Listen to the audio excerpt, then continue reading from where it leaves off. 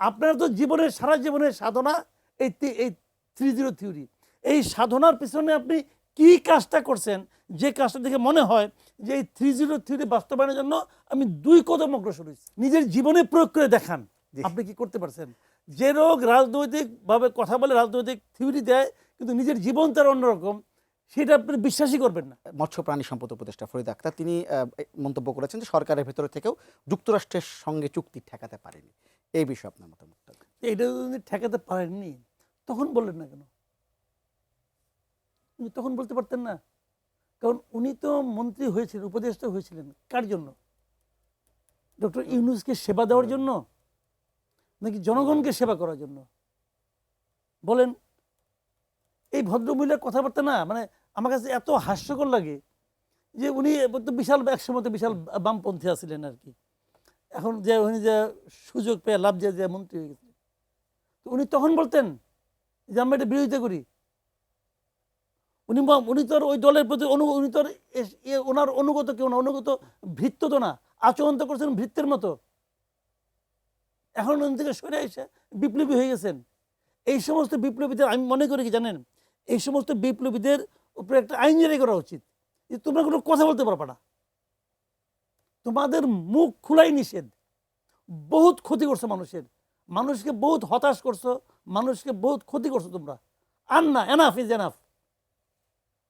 মানে এক একজন এসে যে এত মানে নীতি কথা ঝাড়ে, দুদিন পরে দেখবেন এরা সুর করে বিভিন্ন পত্রপত্রিকায় কলাম লেখা শুরু করছে যে দেশ কত ভালো হইতে পারতো, দেশ যে তোমার হাতে নিয়ে কী করছো এটা তো দেখে বলেছি।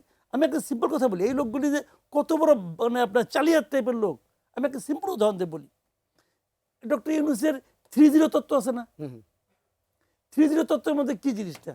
0 কার্বন, 0 আনএমপ্লয়মেন্ট, এই তো, আর 0 প্রভার্টি।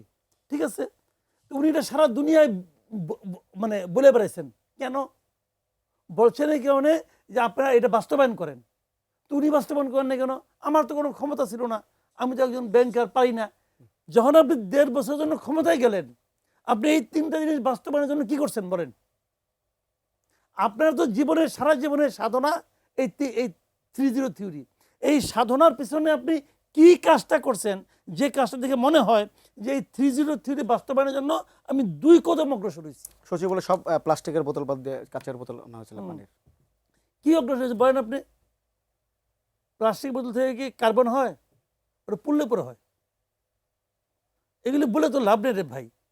তো এখন আপনি কি করছেন বলেন না? কিচ্ছু করেন নাই। তো এগুলো হলো কি বলার জন্য বলে, এরা হলো গিয়ে জানেন কথার ফেরিওয়ালা। কথার ফেরিওয়ালা বুঝেন? কথার ফেরিওয়ালা।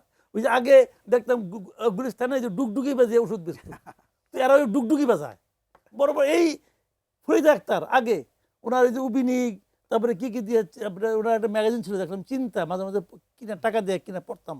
এখন আমার মায়া লাগে, টাকা করে আমার অপচয় হয়েছে। তো এই এরা এগুলি করতো বসে বসে, নয়া কৃষি আন্দোলন, সব ওই ডুগডুগি। নিজের জীবনে প্রয়োগ করে দেখান আপনি কি করতে পারছেন। যে লোক রাজনৈতিকভাবে কথা বলে, রাজনৈতিক থিওরি দেয়, কিন্তু নিজের জীবন তার অন্যরকম, সেটা আপনি বিশ্বাসই করবেন না।